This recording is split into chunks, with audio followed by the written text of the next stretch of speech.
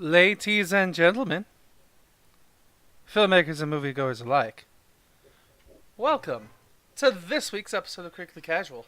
I'm your host, Recuffs, and joining me as always is the magnificent, I hit the wrong button, DorkyDev. Say hi, Dev. Hi.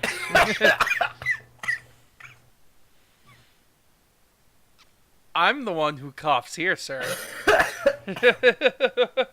You okay? You done dying? Nope. Your allergy pills haven't kicked in yet? They have. It's just a really bad day for me. Darn. So, one, just apologizing in advance. I'm probably going to sneeze a lot. I have a mute button. I'm going to try to hit it, but sometimes they come out of nowhere. Just suddenly, like out of the ground, and out of volcanoes, and from the oceans, and... I'm insulted by your tweet. What? Your retweet, sorry. There you go. That's a little better. Feel personally attacked. You should, because this week we are it's Godzilla week, or as I called it, Gojira, as the doctor calls it, Godjria in the first movie. So, yeah, Godzilla 2014, and then Godzilla King of the Monsters. Is there anything you want to say before we start talking about these movies here, Dev? Go, go, Godzilla. Go, go, Godzilla. No, what? It's a song. I know. Not the fucking Power Rangers. Jesus Christ. Oh, God, I love messing with you, Dev. It's so much fun. Okay, so let's hop into movie number one here with the good old-fashioned Godzilla from 2014 with Brian Don't Fashioned. call this old-fashioned. Right. What? It's the first. I'm just kidding. It's Godzilla with Bryan Cranston. So And Aaron Taylor Johnson. And Ken Watanabe.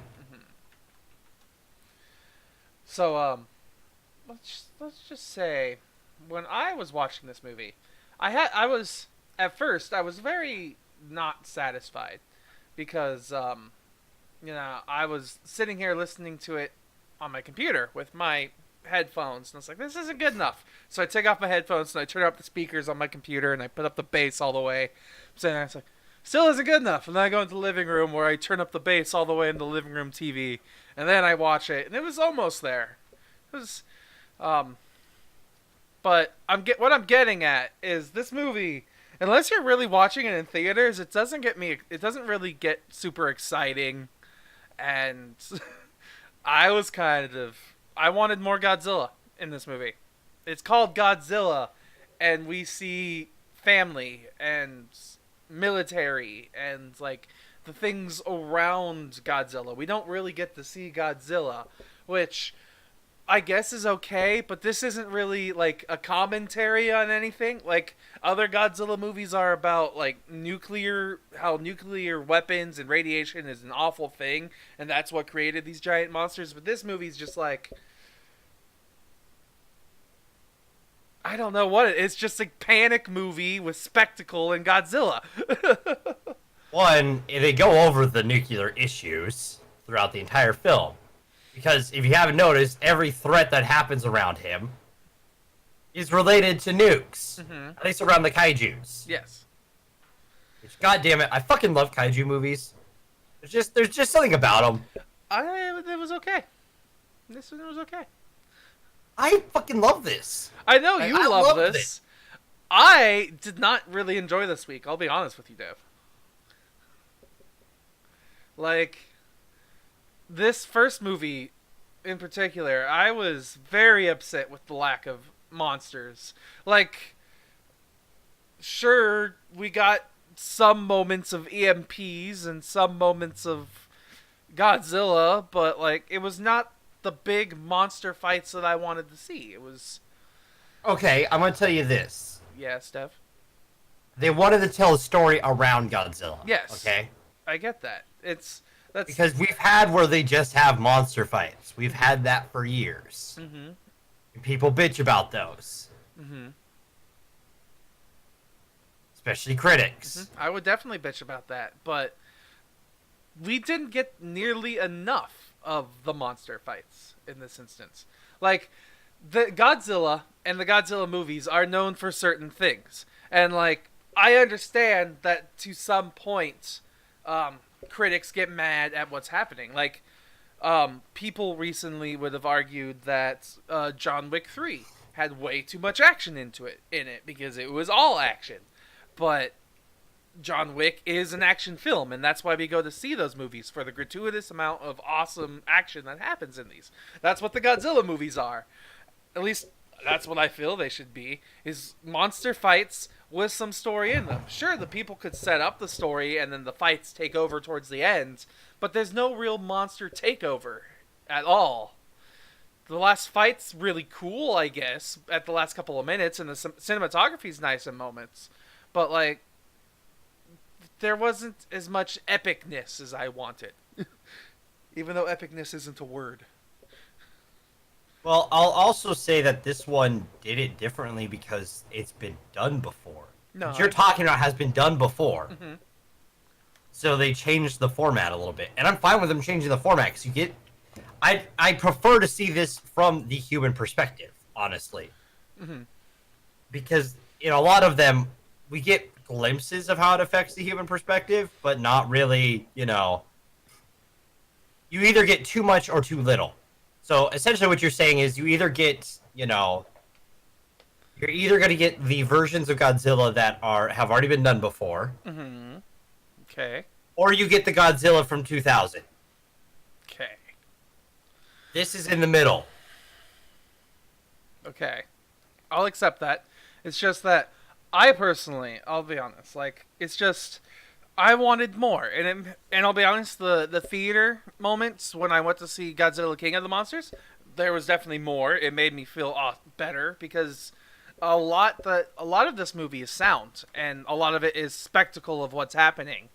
And they amped that up quite a bit in the next movie, that's for sure. But it's just, it wasn't what I like. The story itself with the characters wasn't there enough to keep me interested with them. So I wanted more monsters to, like, at least keep me interested in the movie. But there also wasn't enough monsters because they wanted to focus more on the human story. But the human story wasn't developed well enough in a way to keep me interested.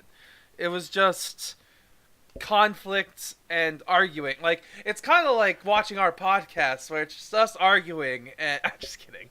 There wasn't that much arguing in it. Like, maybe between Aaron Taylor Johnson and Bryan Cranston's characters, because they're father and son, but they get along after a certain point, and after that there's more people trying to discuss the proper way to deal with this, because Ken Watanabe's character, he's the head of Monarch. If you don't know what Monarch is, it's the underlying connection between this franchise.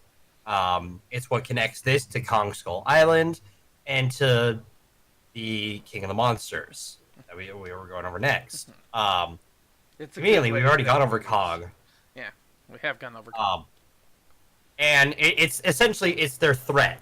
It's their shield from the first phase of the Avengers. Mm-hmm. Is the best way to put it. Which, in my opinion, is a great way to connect the universe. Yeah, just have like a connecting thread. You don't have it like mashed there's a together. Story, and then they give stuff around the story that's like Easter eggs. Yes, essentially yes, and that's how you connect things really well. And yeah, like Monarch is a huge part of all three of these films, but that's understandable given what they take care of. Mm-hmm. And then this goes over the fact that Monarch is like, hey, so yeah, we know about these things. We're trying to keep them under wraps because if people know about Titans, they're gonna fucking freak. But they also don't want to kill them because they're unique species. Like, they're from a time gone before, and Ken believes that Godzilla is there to essentially restore balance when it goes out of hand. Mm-hmm. So when the Muto show up, in this film, the conflict is: do we kill all three by luring them all together? Do we just kill them, or do we let Godzilla take care of it? It's essentially what the issue is. And the conflict is more about the human element and how we handle dealing with something we haven't seen before. Mm-hmm. I mean, technically, the humans have seen these before, but they don't. But they're from a bygone era. Mm-hmm. So, and that's the underlying threat, like how humans would interact with a thing that we have never interacted. It's just it's like sci-fi films when aliens show up. Like, how do we react to it? Mm-hmm. You know, depends on how they react to us as well. But given how humans are, I'll say most likely we would act a little hostile to start with. No, I agree which with this you. movie kind of proves. Because the military's like, just fucking nuke them. So yeah, no, in my opinion, it's I enjoy it too because I love like this has some of my favorite fucking moments. Totem Pokemon, yeah, kind of yeah. That's a good way of putting it. With Totem Pokemon existed essentially, yeah, that's a good way of putting it. But no, in my like, and I love this one because like it has one of my favorite scenes because it's one of the few times someone has used 2001 Space Odyssey music correctly Mm-hmm. with the jump. Like, I'll get you with that, yeah. I agree with you with that. Like, I understand, like, the entire story and the premise of what's going on. Like, how do we react to these things? But I'm just saying the way that it was presented in the film was not captivating to me in the slightest way. Like, That's fair. I've seen that. I saw this in theaters though. I'll say that, which is why I also love it because this film was fun in theaters. I will say a mutual friend of ours went with me, with a group of friends. I actually talked about him on last week's podcast. Sheldon, is what we will refer to him as. sure, I'll go with that, sure. Um, Sheldon. He did fall asleep during it, Okay. I could see why. but he also had a really late night shift the day before, so he didn't sleep much before going to it. And I can see why, because I will say there are slower moments, but god damn it, I still enjoy it. It's I like, enjoy the shit out of it. I don't entirely mind the slower moments if we got more of a payoff at the end, or even more of a payoff in before the ends. Like the end fights is pretty cool. Like, I'll be honest, that was pretty nice. I watched that, I was captivated, that was cool, and how like the fire is used or whatever is really freaking amazing. Like, I really like that part, but all the stuff before that was not enough. Like, there'd be 20 seconds to maybe a minute of something happening on screen that's like showing us the spectacle of what's happening, and then that's what I wanted to see because yeah, story. And it's just yeah, we get Okay, it. that's fair, and that's a fair complaint because that's a complaint people had when it came out. But I'm a sucker for giant monsters, so like even the little moments, I was like, yeah, that's especially Godzilla, because like his first moment in this scene when you actually see him, and he does the fucking roar at the airport, and I just like,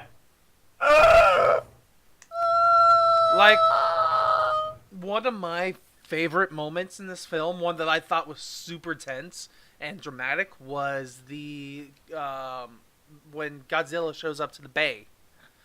And oh yeah, and like the music as he's storming up, and then like the misfires that are happening, and like that got my heart pumping, and I was like, oh my god.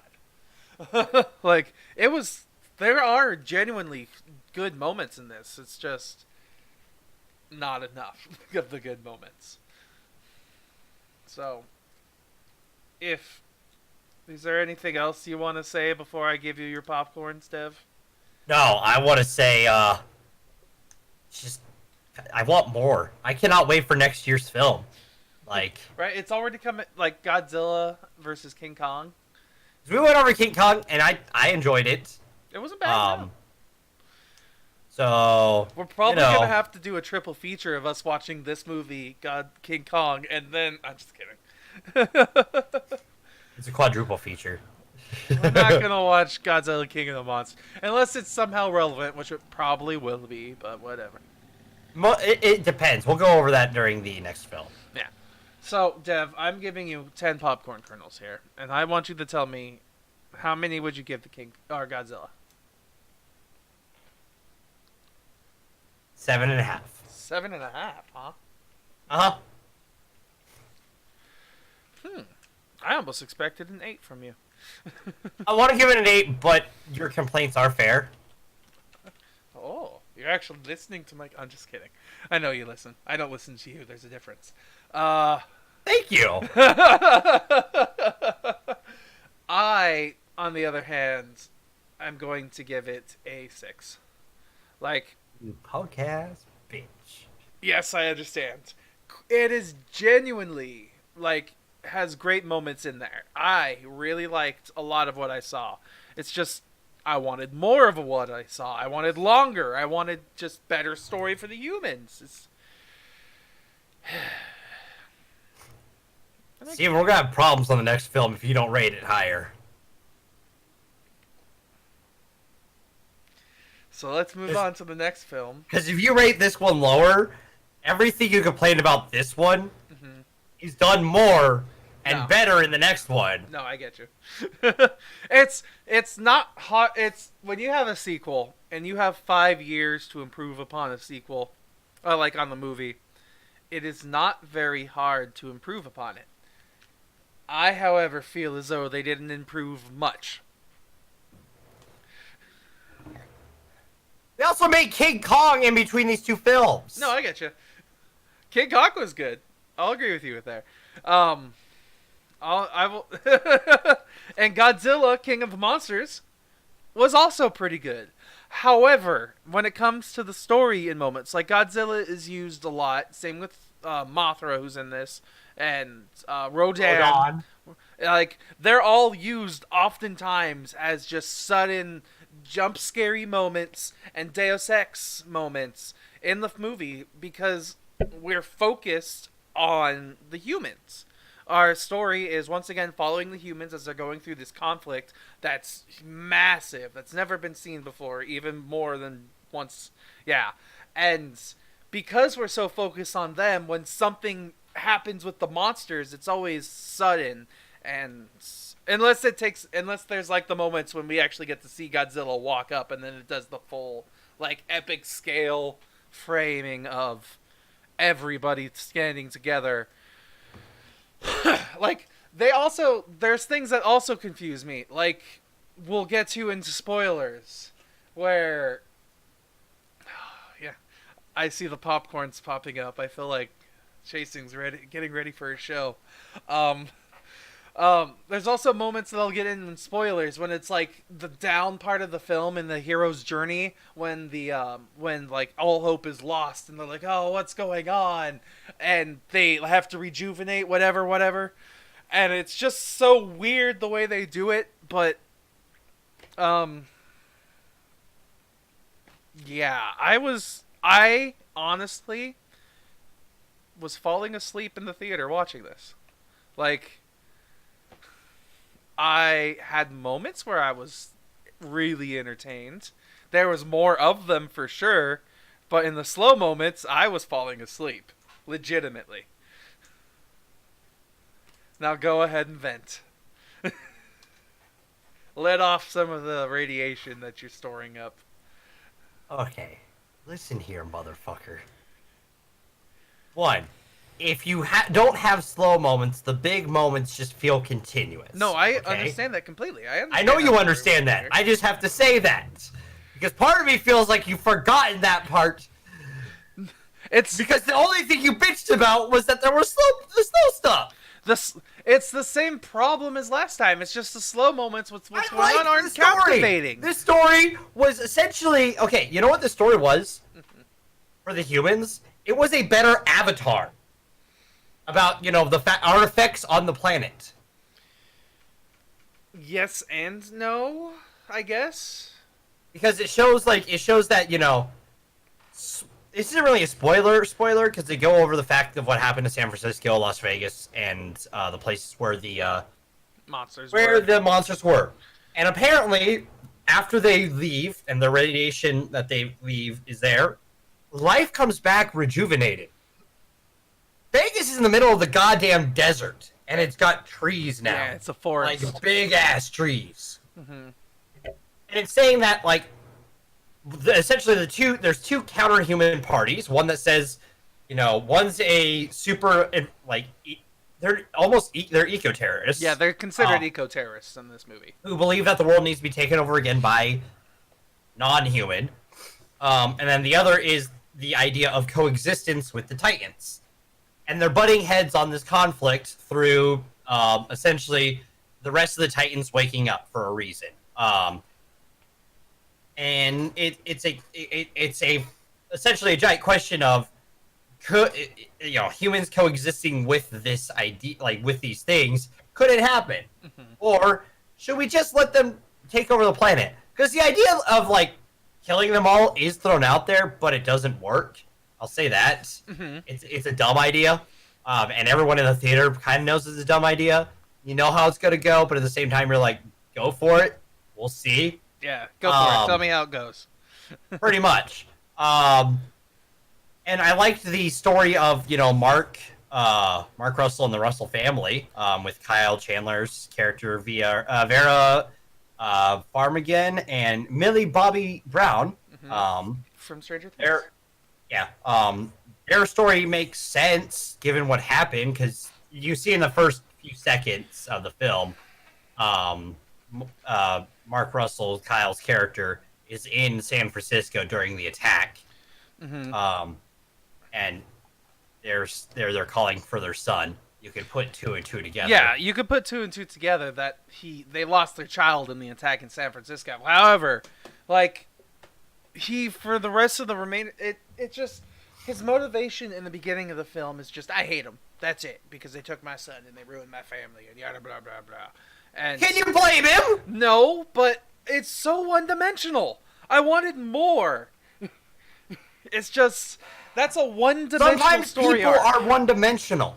I get that, but if he's supposed to be... No, that's a very human response to something. But if he's supposed to... killed your son. Yes, but if he's supposed to be our main protagonist, the person we're supposed to watch the film through and with, that's not captivating to a whole group, a large audience. That's captivating to a very select audience that maybe it relates to. And otherwise, it's just like, he's a flat, one-sided man. Yeah, but we see him change throughout the film. Thankfully, that's character development. That's a different storytelling arc, which, cool. And that can still... Awesome. Yeah, but you can still start with a one-dimensional character who develops through the film. Mm-hmm. Other movies do that. It's just, in the beginning, I wasn't motivated to be with him. And by the time he starts changing, I was already, like, moved on to wanting something else from this movie. Which also did better. It definitely did better. But just not quite enough still. Like, we get 17 monsters in this film, and we get to see maybe 5 or 6 of them, like, all together at once. And then the rest of the time it's through, like, live broadcast news footage and stuff. But these people are also traveling the world at record speeds. So, like, there should be... have a super jet, okay? Mm-hmm. So there should also be ways to, like, see what's happening better than just news footage of, like, well, the entire time they're tracking one of them. They're trying to follow one of them. So the idea of them deviating from the main threat one wouldn't be a good strategy. Being like, hey, you go do your thing, Ghidorah. We're just gonna go check out the other 16 monsters on the planet. No, yeah. Hey, what's Kong up to over on Skull Island? We should go check that out. Ghidorah, go have fun. I want to check out what every other monster's doing. It seems like that would be that would terrible for the movie. Yes, that exact thing there would be terrible. Yes. But how else would they do it? They had other ideas. They could have had the slow build up of the release of the monsters like they were originally going to do, and they could have stuck with what was going on. I think this film does not have a time. We would be here for 5 hours seeing 17 monsters get released. Yeah, that's why they didn't have to release all the monsters. They didn't have to show us the promise of, like, all the spectacle that we could have had. They could have shut them down beforehand. And just, there's so much more that could have been... I just don't like the characters, I guess, really. And by the time that they actually start doing something that's relevant and, like, motivating towards change. Some of it feels unwarranted, like with the mom. Her change feels very unwarranted and sudden, to me at least. Um, God, I feel like we saw two completely different films, Dev. Yeah, that's what I'm feeling, man. Jesus Christ. Like, I just wasn't really entertained. Like, I don't know, man. I don't know what to tell you. This wasn't my film. I wasn't the target audience for this film. At all.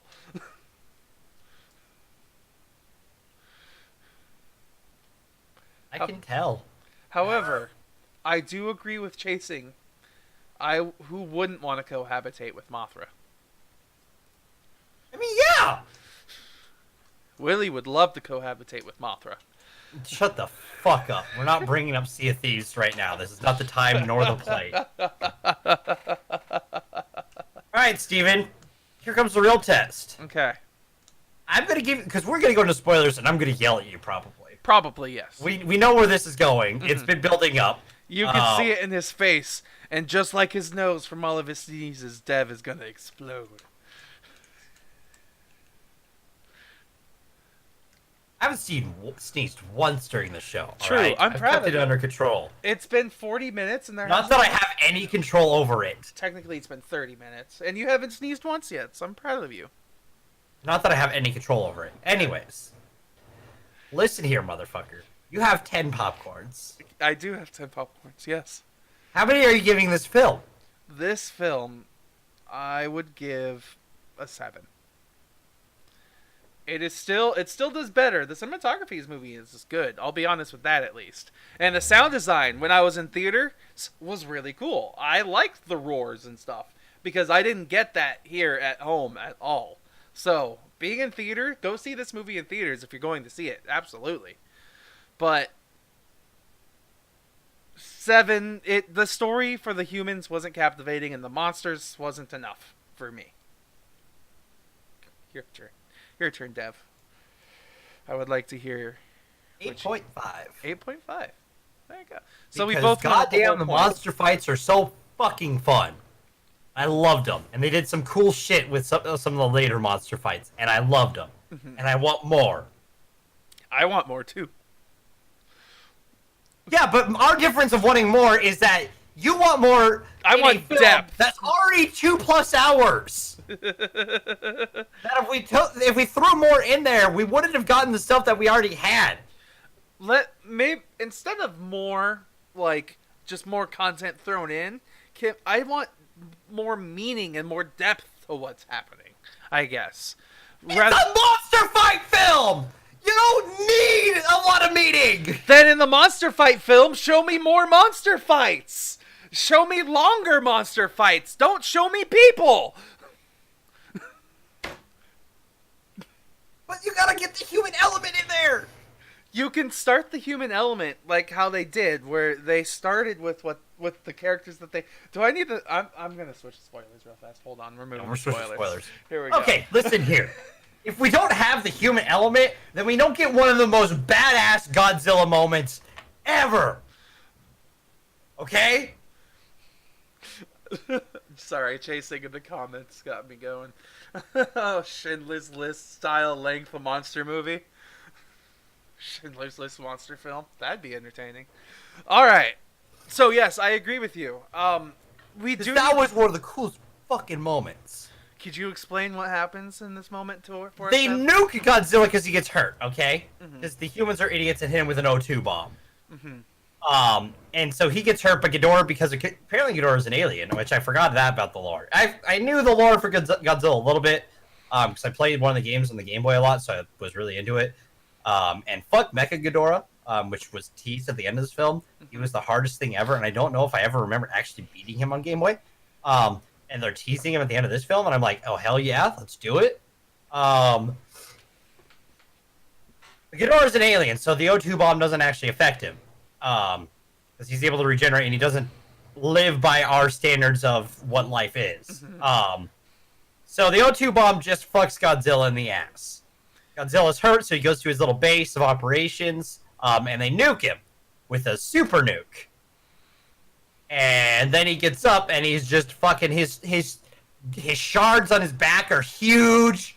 He's supercharged. He's ready to fucking go. Mm-hmm. Right? And then we get the cool ass fucking shot of them in Boston. Ghidorah's about to kill 11, and you know she's on the ground. Mm-hmm. Oh. And all of a sudden we hear the footstep. And all of a sudden we look behind. There's Godzilla, glowing bright ass blue, bunch of jets next to him, ready to go, and they all charge together at Ghidorah. Mm-hmm.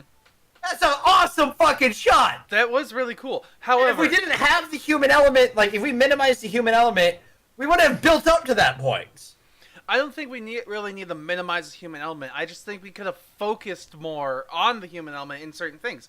Like, maybe add more, like, of the conflict with, like, let's see, how about this? We take out some of the, like, discussion with the military and what's happening and focus a little bit more on our main character, our main man, who, as he's sitting there trying to realize that he's helping people find Godzilla even though he'd rather kill them, and the conflict. And then maybe he has a conversation with the doctor, and the doctor is like, this is why I believe in blah blah blah blah blah blah blah blah. Sure, I would eventually get mad about, like, the conversation there, because I'm ultimately never pleased with what's going on, I'll be honest with you. But I still feel that the character depth would have been better.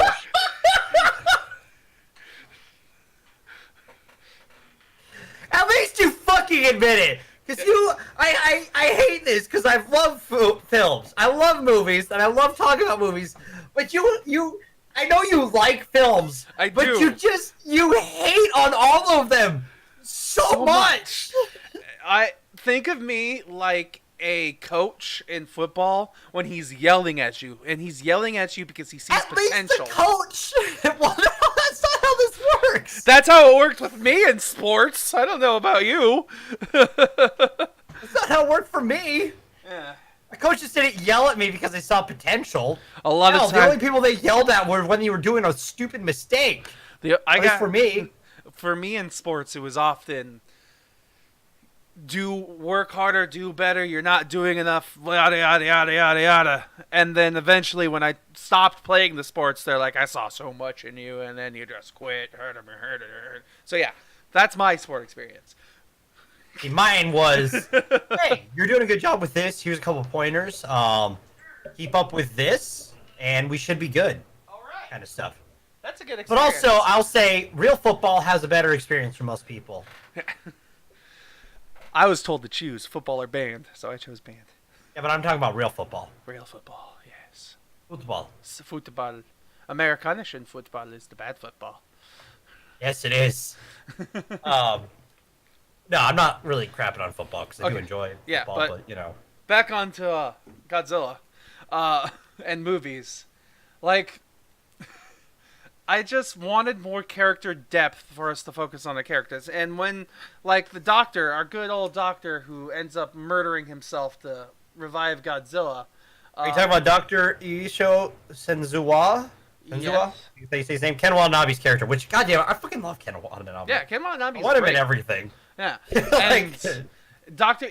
Ishiro and his sacrifice is a good moment, especially for his character in this film. However, yes! However, I also thought it was weird because they tell us that radiation is what makes these monsters strong. And all I could think about is they just fucking blew up Godzilla's face. That's explosive. With an O2 bomb. Yes, an O2 bomb at first, and then the super nuke to recharge him. And Yes. the super nuke has radiation, yes, but it also has explosive force that should hurt any monster. Because when you see Ghidorah or Godzilla get hit with missiles, you see them go, ah, and that's about it. But this is a fucking nuke going off in his face. I don't care if there's radiation that's gonna help him heal. There shouldn't be a face if he's hurt. Like, maybe if he He's already, you know where he's at too, though, right? He's in, like, the most radiated spot in the Earth. Exactly. So, inside like, the tunnels. Yeah, so In the Hollow Earth. So if Doctor goes down there, he doesn't have to set off the device to die. Like, he's already dead going down there.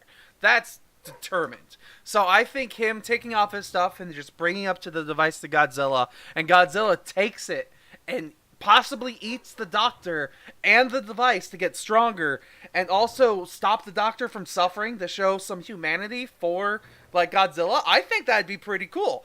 But they decided they wanted to blow up stuff. One, I don't think that would come off as humanity. No, for Godzilla. It depends on how they do it, of course. If they did it long and slow, to the casual audience, that would not come off that way. Yeah, if they like, you would get a lot of questions like, "Why did Godzilla eat Ken?" Would be your questions there. Yeah, of course. And then some article on like Screen Rant would pop up and be like, "This is why Godzilla ate Ken," and no one would read it. So yeah, pretty much. But no, in my opinion, the reason why it works though is because it's charged with radiation. He's already at a super radiated spot. Okay, just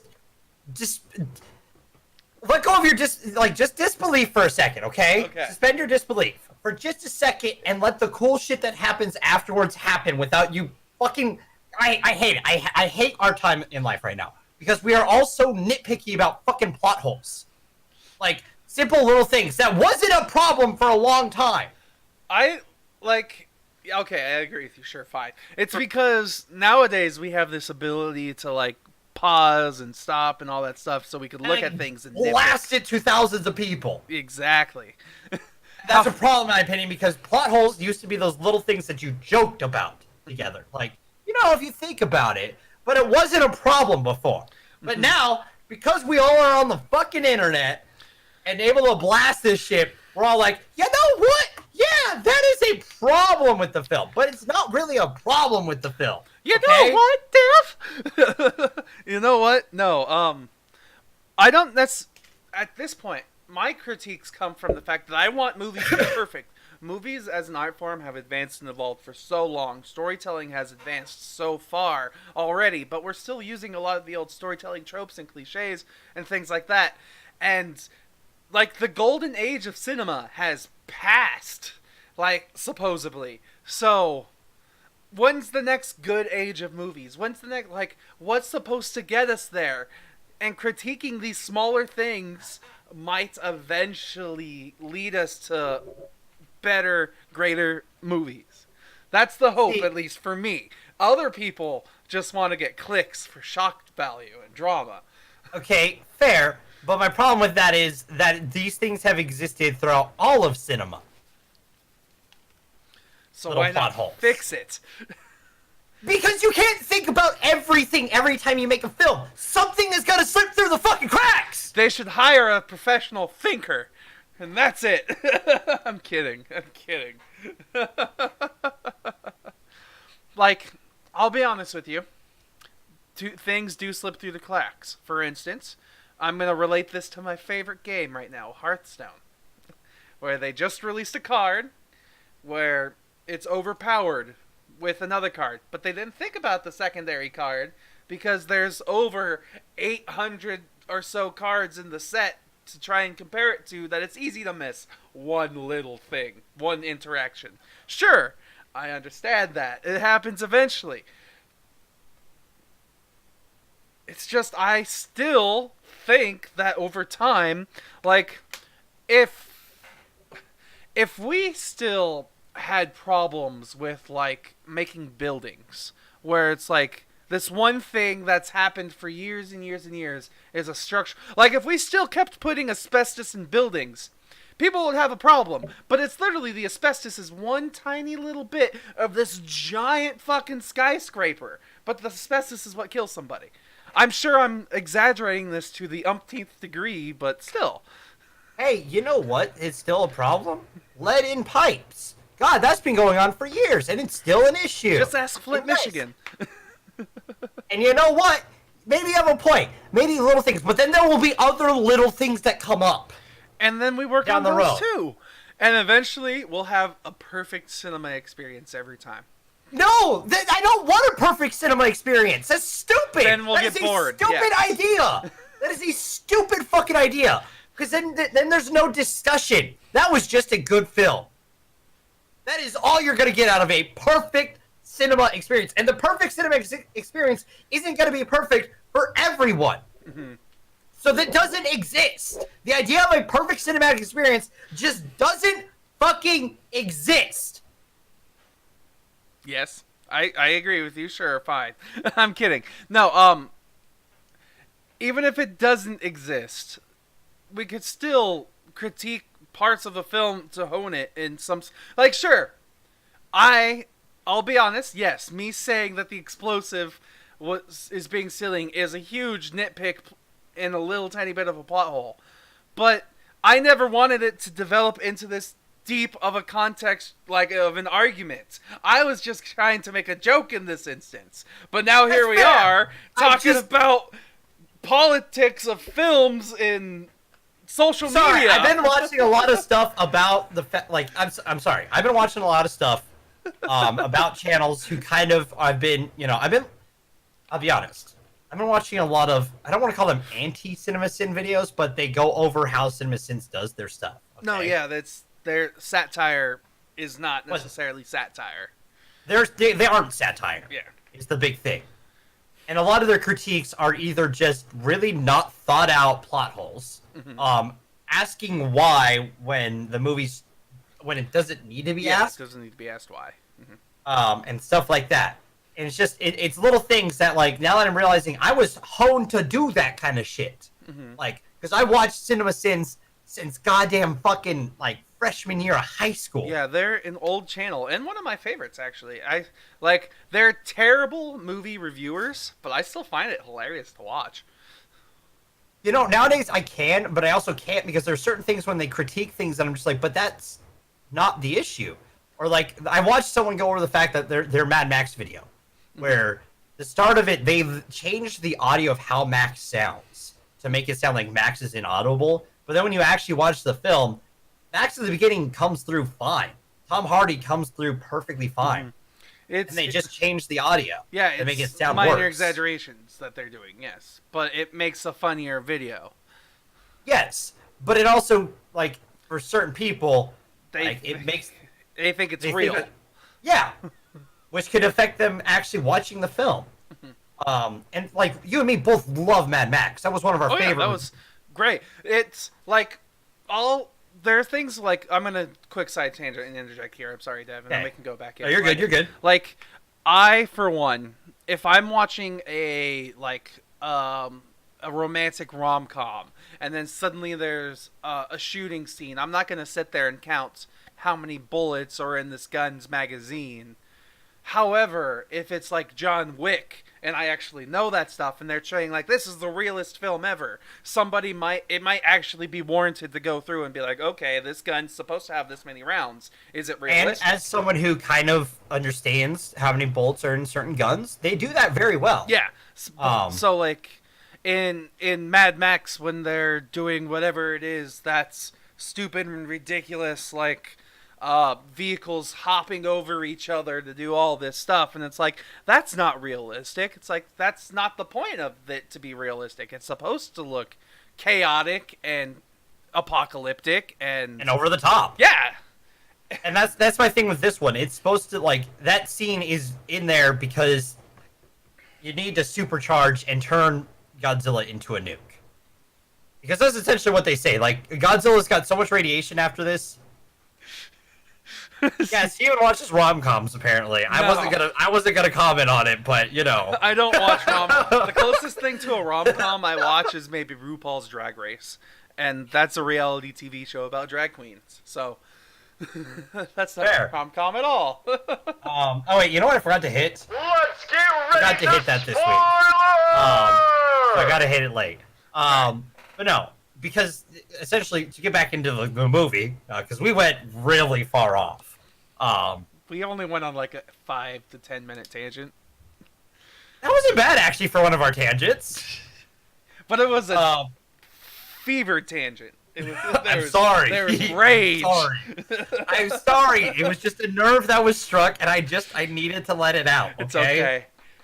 I understand. But, like, because we get to see, essentially they talk about Godzilla, that now that he's got this energy in him, he's got to blow up. He's not going to blow up, but he's going to let it off after a certain point. And they presume about, like, a certain amount of minutes. Which, that's something I thought was weird, too, but, you know... Being able to tell that? Yeah, it was like, you know what? Suspend your disbelief! Yeah, I that had to happen. Because they've been 100%. studying they've been studying Godzilla for 5 years now. Yeah, the bio or whatever that they developed made it so they could even tell Godzilla's heartbeat and heart rate. So it's like, I Yeah. guess it makes sense that it could detect his nuclear levels. Like, they explain it in the film that way. So, sure. Yeah. But still, like, he's a ticking time bomb!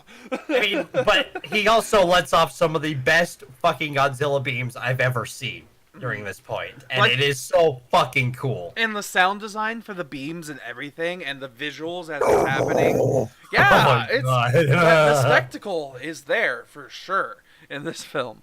It's much better than in the last movie. There's And the so much charging cooler. sound. I love the fucking charging sound. As like the scales light up all the way up. It's just so fucking It cool. is, yes, this cool. It is, yes. And just like Ghidorah shoots lightning the entire time, and all of a sudden, like we get to the point where Godzilla's beaten, Mothra beats Rodan. Mothra's trying to protect Godzilla for a second, sacrifices herself, and suddenly Godzilla gets back up. Oh, red and angry. After Vera's character runs off with the orca and Ghidorah chases her, and suddenly like Godzilla shows up, and we just hear the as he's glowing red now instead of blue. Like he's really glowing red. Like whole body glowing, not spikes. Yeah. Instead of a beam, I didn't expect it. Yeah. Ooh, it's a dome. It's an area of effect attack, and I'm just like, And it's just disintegrating Ghidorah as it's going like past his him. wings go away, and then all of a sudden his two other heads go away. He's got the last one. He's like, please no, please don't kill me. Which, speaking of, I loved when they first introduced Ghidorah. Like, when all the three heads pop up, and you see each one of the three heads have their own personality. I love that. That was super cool. Like, that I liked. And then the main head, the middle head's the one who took control. Like, that shows character in a monster. Something that can't even talk. That is awesome. I like that. That's the kind of stuff I want to see more of. And like, You can also tell it with like Rodan too. Like Rodan, like is this cocky fucking bird thing. Like you can tell that he's just like, let's fucking go. yeah, Let's like do this. Rodan does what he wants. He'll fight Godzilla. He'll fight Ghidorah. He has And to if be he put in his loses, place. he'll do what he can to survive. He's Starscream. Yes, good way to put it. He is Starscream looking for a Megatron. Because he'll do the thing like, I'm fucking in charge. Oh shit, Megatron, I'm sorry. Yeah, Sorry. yeah, exactly. And Oh, dude. And Mothra's this, like, goddess entity of light that is so cool. yeah, the moments when we get to see her, like when she's born from the waterfall, the imagery in that, even though it was ruined in the trailer, like, was still spectacularly beautiful. I liked how they did the lighting of it. Like, you saw her bust out of the waterfall, but you didn't see what happens before that in the trailer. With, like, literally stars come down. Yes. And that was amazingly beautiful. Though, however, the moment when they're like, when Mothra shows up to the water base, the castle, whatever it is, and that's how they find out Godzilla's still alive, that was a little disappointing to me, because I was like, it's just this thing just shows up and happens. They're like, oh, okay, yeah, cool, let's go. Fine, no problem. Well, no, they realized she was calling to something. She was making a call, so they wanted to figure out what it was. Yeah. And, like, they understand the patterns of the Titans' calls. Especially given that they, dealt with the Mudos from the 2014 film, and they understand how those calls work now. Which I They also... were like, Go ahead. did you like seeing the Mudo? The Mudo? Yeah, the one that was there. It was like, yo, you fucked us all up last time. I'm bowing. Yeah. It's just... Oh, what'd you think of Tywin? Which one was Tywin again? Tywin Lannister? Oh, Tywin Lannister, yes. His moments on screen were good. He definitely, in the, like, if it was between the mom and him when it came to acting, I felt that Tywin in his what's his actual name? So Are you showing on Charles Dance? yes. Joa Allen? Yeah. Charles Dance is a superb actor, and like he commands the scene 100% every time he's on the screen. However, I don't feel his character was needed in this film. Like he's cool, definitely. He's needed to be like the command of the anti-monarch, the eco-terrorists. That's why our mom is able, Dr. Emma Russell is able to do what she needs to do. Like he's the vehicle for her to be able to turn on monarch. But after that, like he's kind of not really needed, other than to like scare Madison and to kind of put Vera back on the right path. The right path, as in like the path for humans, but still, even at that point, like her sudden turn back to being helpful didn't feel warranted. I counter that with that her daughter was in danger, and that's the one thing she was doing this for. Mm-hmm. I sure her And and the fact that she has changed in her daughter's eyes. Mm-hmm. Like, the opinion of her daughter matters more than anything to her.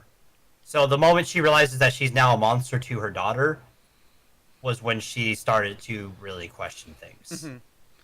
And which is understandable. Which it's understandable at those moments if we kind of got to see more of that. It's just that in the beginning of the film, all we got to see was Madison being like, I'm worried about mom.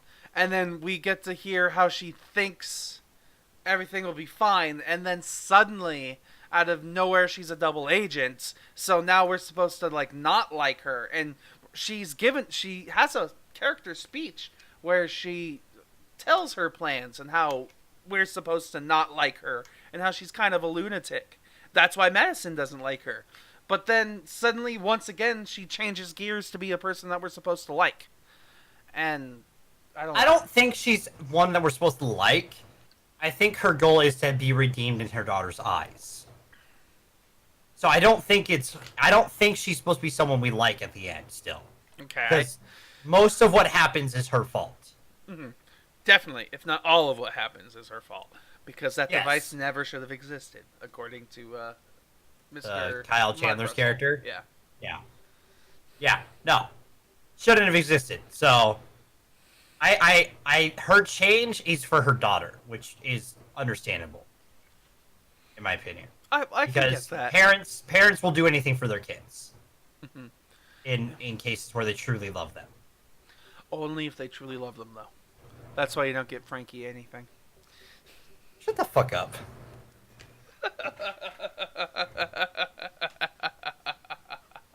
All these. But no. I hate you. It's all these jokes from not even critically or from the har at all. It's all from our personal stuff. So hopefully people understand. I doubt it. But no. It's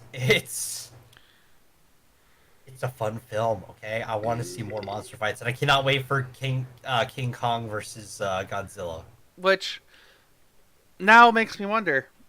Like, I talked to you about it a little bit the last time we talked. Oh, sorry. I'm burping suddenly. Is King Kong versus Godzilla gonna be King Kong versus Godzilla?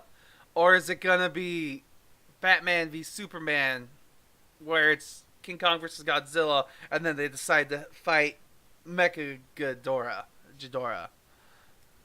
I'd be fine with that. So it also depends on when it takes place. Is it going to take place because there is a painting in a cave that seems to take place way back when? Oh, if it's a Godzilla versus King Kong. If it's a prequel or later in the line. It's going to be. I think it's going to be both. Like, I could see there's going to be the beginning. Like, the expositional beginning is going to be the prehistoric fight of them fighting each other. The ancestor of King Kong and the ancestor of Godzilla. Yeah, exactly. And then they'll go to modern times. We do see both of those sets of skulls. We see a set of skulls for, or a set of bones for older. We saw older Mutos as well. So. And the older Godzilla. those giant bones that were inside that cave in the first film. Mm-hmm. Also, I do appreciate that the character, not played by the same person in this one, but the character of where's his name?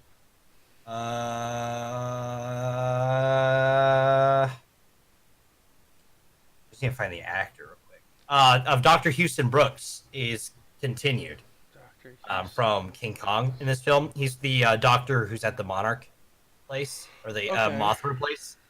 Talking to one of the two characters that Zai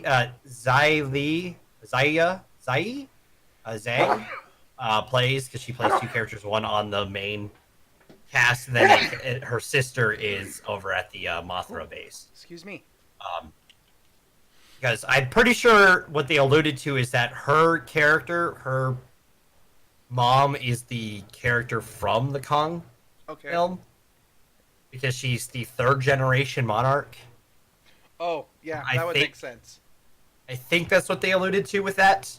Possibly. And why her character of Dr. Ling is at the Mothra base with Dr. Brooks. Okay. You know, they have history because Dr. Brooks probably, associated with, I can't remember the character from the Kong movies character's name, but they probably still were in contact throughout their life and they knew each other because obviously the Monarch Company, a lot of people associate and are close to each other because Mark Russell and Ken Watanabe talk about Mark's son a lot together. Yeah. Andrew. So they were close. Yeah, they had an old joke about his dad's, the doctor's pocket watch. Yeah, that was his dad's from Hiroshima. Yeah. So, like I liked the continuity. Like I like those small little threads that they've continued through this and connected all these together. I cannot wait for Mecha. Yeah. So I do believe that it'll be fine. Some would argue, I'm not going to argue it at this point in time because I thought these were fine. Like those small little weavings, like sometimes those Easter eggs can be a little bit too hinted at sometimes, but in this movie the moments of hinting were part of character development, which I liked. Once again, it's a good way to try and connect movie universe together. So it's better than what DC's done. I'll say that. Like we've true. talked about it. You know what movie we haven't actually done though is Batman v Superman, which is the one we've bitched about the most. I know, it's also the one that we've referenced the most today. So I guess that's happening sometime next month. I don't know. Fuck. We're gonna wait on that one. I don't know if I have anything else to add. I just love the shit out of this because it's what I hoped it was, and it just knocked it out of the park. And I was like, let's see. I'm trying to think of what my favorite moment in this film was, and there were a bunch of good moments, but I can't quite narrow it down to one exact time. It might have been the explosions when he defeats Ghidorah. It could very well have been when we get to see Mothra and the visuals when it shows up. Just the oxygen bomb when it goes off was pretty cool looking, and the fight right before it happens was kind of epic. But let's see. Rodan as he erupts from the volcano, that looked really cool. One thing they did well in this film was the CGI and the spectacle that they could do with it. That's what I feel like a lot of the focus on this film was the visuals, the visual effects, the VF and all the stuff. So that they nailed 100%. You know who I loved in this entire film? Who's that? Bradley Whitford. Really? Okay. I love Bradley Whitford because he's funny. Like, God. I like that. Godzilla under his breath. Yeah. Like he had some great comedic timing in this film. Mm-hmm. Well, I did like how when he was right, the little moment that he had about the underwater tunnels. I was like, that was a cute little. I was right. Yes. Yes, I called it. I knew it. It's unimportant to explain right now. It's fine, but I was right. I liked Ms. Zhang's character of Dr. Chang being like, "Shut up, Rick." Yeah, there was definitely good movies in the film. I wish there was more comedy because they did have some comedy moments that kind of fell a little bit flat. But A couple. yeah, but it was good. I enjoyed this film to a degree. It's definitely a point higher than the Godzilla, so I enjoyed it more. So that's good. You want to know my only point that I can't suspend my disbelief What's that? is at the end when they're or the Harrier that they're in or whatever it is, the propeller. Oh No, the plane they're in, Okay, yeah. and they're flying away, and all the shot of them all looking backwards through the door. Oh, through everything to see the Like- monsters as they're. Like through the door. You want to know who's towards the front of that? Is Aisha Hin's character, who I believe was flying the fucking Harrier. Yeah, she was the one pilot. She was piloting something at some point. That's for sure in this movie. During the end, when they did the pickup. Mm-hmm. And suddenly she's at the front of the cargo bay looking out at Godzilla with the new monsters and stuff. And I'm just like, who the fuck is flying? Autopilot, man. That was my moment of disbelief where I'm like, wait a second, who's flying? That was the only time that my suspension was broken. Okay, man, you're calling me. I'm just kidding. So That's a legitimate question. no, all right? I get you. Well, talking about plot holes, who's flying the damn ship now? I agree. Who's flying it? Okay. I mean, autopilot's all right during those scenarios, but I wouldn't leave it to go look at the Godzilla. I'm sorry. You know what? Why didn't they just continue the movie right then and there? Like, we'll just, as Godzilla's like, yeah, I'm the king, and they're flying away, suddenly all the monsters just mob Godzilla, and then we get the monster fight that we were really hoping. I'm just kidding. Okay. You sassy. You sassy son of a bitch. A little bit. Okay. I'm gonna hop us on over into news then. So, News and wrap up. yep, the news and wrapping up. So, I literally spent about 20, 30 minutes, maybe almost an hour, maybe a whole day. I don't know. I spent some time looking for news to talk about today. I did Well, there is one major thing. one major thing. What might major thing that be, Dev? You know what may have been officially announced?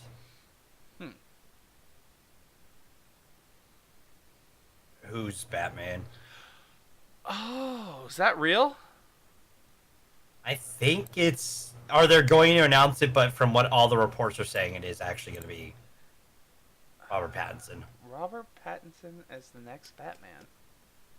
Maybe if he's the Batman Beyond Batman, but That's what everyone keeps saying. I don't want him as Batman Beyond. you want him as No, normal I don't want Bruce him Wayne? as... Well, I don't want him as Batman in general. Okay. But I don't see him being Terry McGinnis, okay? I'm sorry. Just... That's the only way I can see it working in what DC has made, unless he plays a young Batman. And They're playing it. They're doing a young Batman, and it's good. It's not an origin story, but it's going to be a young detective Batman film. Okay. Oh, like show the. You know smart what, side of Chasing? Batman. I don't need the sass.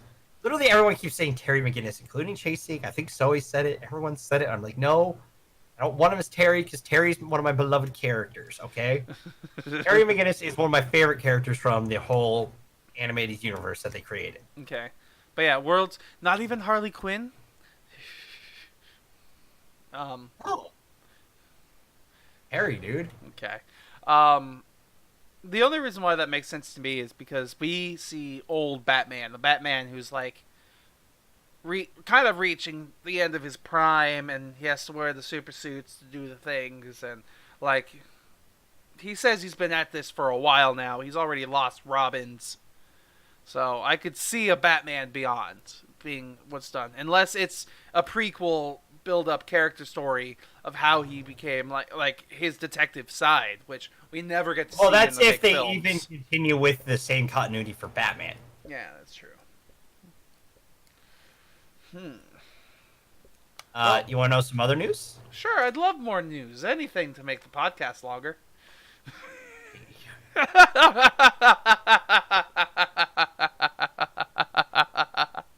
Uh, guess what threshold Avengers has officially gotten past? What's that? They have officially gotten over 2,700,000,000. They are within. They are currently at $2.713 billion. 713. So they're only like 60 million or so behind now. Roughly, yes, because they are. Took me I'd a say moment. it's. I think it's 74 million. Okay. I'm doing my math correctly because it's Avatar's at 2.787. So I think it's 73. Somewhere around there. 34. Yeah. It's really close. So It can do it. it can do it. If we're talking box office, we can kind of talk about this week's box office, which was I saw it a second ago. Where'd it go?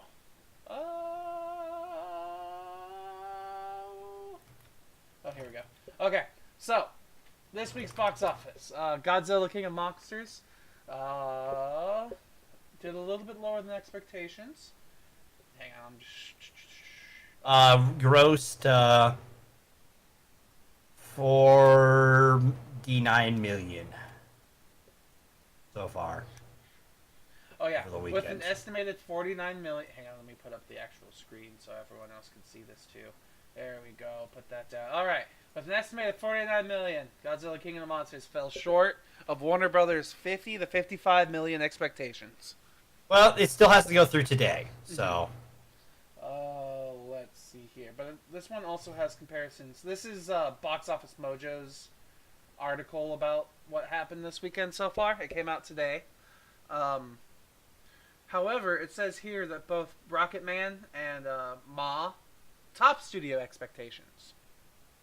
I was surprised. Those are lower budget films. Wow, Ma's already made back its budget. Yeah. At 5 million? Damn. Yeah, Blumhouse was a Blumhouse is always low budget horror films. Oh, I know, but damn, that's you made almost 4 times your budget already. So good job. Aladdin's still at number 2. Yeah, right. It's so, and you know what dropped off quite a bit? What? Brightburn. It's had a terrible run of it this week. And I'm trying to find the actual just show me. Its weekend gross was 2 million. Charts. Here we go. There we go. It went from 5th to 9th. It went down 70% in sales in 1 week. Damn. That's a huge drop off, especially because some of the other ones, like Aladdin, that only had a 50% drop off. John Wick 3 only had a 50%. Avengers had only had a 50% drop off from the last weekend. Yes, exactly. Which is insane. I still need to see my second viewing of Avengers Endgame, but I just don't have time. It has to happen. Like, all of these films have not as bad. Maybe A Dog's Journey. That one makes sense for having a big drop off because, it's a dog's journey. But you don't even need they didn't even have a budget for that, did they? They didn't even put that because it's not even in the millions. It's a cheap film to make. yeah, it was just Get a few dogs, get a few cameras. Yep, and hope that people don't mind that this main character kills dogs rampantly. She doesn't. It's not how. What? It's just how it feels with the trailers, man. True. Okay. I need to hotkey those. Okay. I'm not sure if there's much else news here other than talking about next month or next week. So Let's see. What are we doing next week? Hang on. I did see one thing that I wanted to see if I could find again real fast. It was a rumor, and I wanted to talk to you about this rumor. You had something to say, Dev? No, I was going to go for it. Okay. Let me see if I can find it again real fast. Oh, there it is. Here it is. Let me pull it up for the whole world to see. Was it that button? Was it that button? That button? Was it any of these hotkeys? Nope. All right. Oh, fuck you. Pause on this website. Piece of shit. Rumor. Marvel's The Eternals is trying to cast Keanu Reeves. Let's do it! Jesus Christ. If I got Angelina Jolie, let's do it. You're totally for it? Let's see. Oh, yeah, Keanu Reeves? Hell yeah. Yeah. I mean, if ever there was a movie, let's see. I'm trying to find where it's at. I'm trying to find where it says stuff that's important. Like in here, it says, if true, and I personally hope so, negotiations can mean someone called Keanu Reeves' rep, and he's weighing it over. The scoop came up with MCU Cosmic, with the site admitting it's all still early and there's no news on what part Keanu would even be considering, and he has not signed anything at this point. But, like, what do you think he would play in the Eternals? What character could Keanu be? Any of the I don't know the Eternals super well. I'll say that. Because they're just kind of the big things that exist. Yeah. You know? So I don't... No offense to the Eternals, they kind of just show up and I don't know a lot about them. Okay? Okay. So I'm going to have to do some research. Alright? Alright, you'll get back to us. You're our go-to comic book. You're my go-to comic book guy, so I need you to do that for me, Dev. I'll try to do that. Old grumpy Bruce Wayne needs to be Michael Keaton. I missed that, apparently. 7 minutes ago. Alright. So, next week's poster. So next week, pow. It's X-Men week. Right? Yay! So, really, because this is gonna be a rough week, I have a feeling. It's Dark Phoenix week, man. It's X-Men 3: The Last Stand and Dark Phoenix. So, if we've seen the storyline once, we could see it again. That's what cinema's telling me. So, let's do it again. Let's watch another Dark Phoenix movie. There's going to be a lot of comparing, there's going to be a lot of contrasting, and there's going to be a lot of, wow, this is the exact same. Hopefully not. Hopefully not. No offense to the trailers, it's just what it feels like. I mean, it's only going to be the exact same if Magneto lifts up a bridge and, you know, spoiler stuff. So, I haven't got much else to say here, so I'm going to close things out here with, I don't know. I have nothing clever to say. Any last words? Whoop, wrong button. Any last words, Dev, before we round everything out? You know, Steven, fuck you! I was waiting for that button.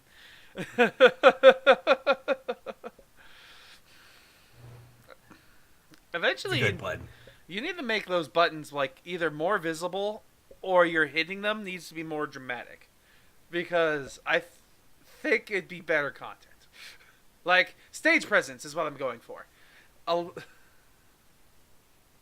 Fuck you! That's better. Alright. Thank you very much, everybody, for joining us this week on this episode of Critical Casual. There's not much else here to say, so we'll see you possibly next Sunday at 1 p.m. Pacific Standard Time for our stream on Sunday. Thursdays, we have Third Player Optional, where this week it was Soy. I was editing their video not too long ago, and that's got cut in my head. Where it's Gaming Caver J and Torn. God, I need to get that fucking name right. I feel so bad. He changed it over a month ago. I know, and I don't call him Caver J ever. I call him J. So, we have those two doing Third Player Optional, where they talk video game and news. There's the Har Har podcast on Thursdays at 6 p.m. Pacific Standard Time, where we just talk and have fun. Follow us on Twitch and Twitter. Give us a like, comment, subscribe on YouTube. Uh, Don't forget to hit that bell. oh yeah, sure. That's a thing. Apparently, Apparently. likes are really important on YouTube right now. So if you like the Fantastic. video, yeah, algorithm stuff. Yay. Yay. Yeah. All right, I'm done here. We're done here. Bye, everybody. Thanks for joining us, and we'll see. Wait, hang on. I want Dev to say goodbye. Bye, Dev. Bye, bye, everybody. We'll see you next week. Bye. There we go. Bye. Oh, wrong button. Christ. I almost showed Mission Impossible again. You still have that up there? Yeah, it's still up here. You want to watch it on stream real fast? I hate you. All right, we're done. Bye, everyone.